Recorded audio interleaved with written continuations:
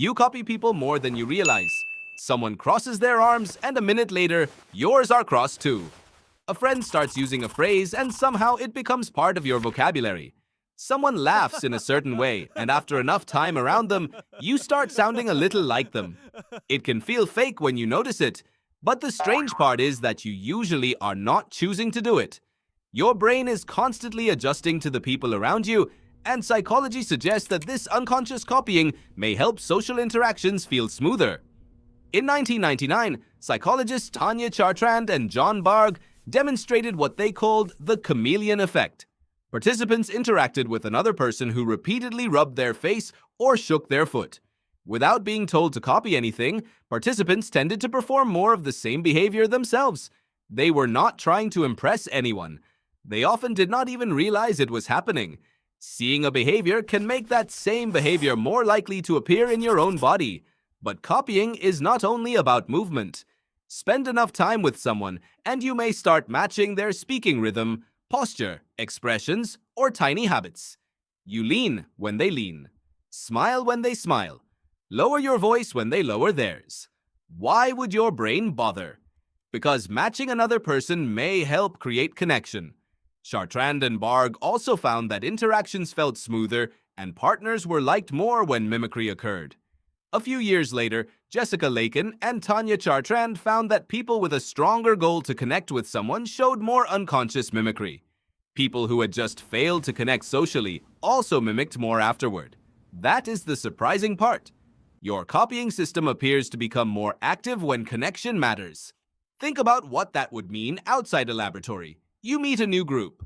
At first, your movements are slightly different. Your timing is different. Your jokes land differently. Then, slowly, the edges soften. You begin using the same expressions. Your reactions happen at similar moments. Your body starts moving with the rhythm of the group. Nobody has to tell you to do it. For social humans, coordination has always mattered. Your ancestors depended on other people for protection, food, knowledge, childcare, and survival. That does not prove mimicry evolved for one single purpose, but a tendency that helped people coordinate and build rapport could have been useful in intensely social groups. And mimicry may affect more than how two people feel about each other. In 2004, Rick Van Baren and colleagues found that participants who had been mimicked were later more helpful and generous.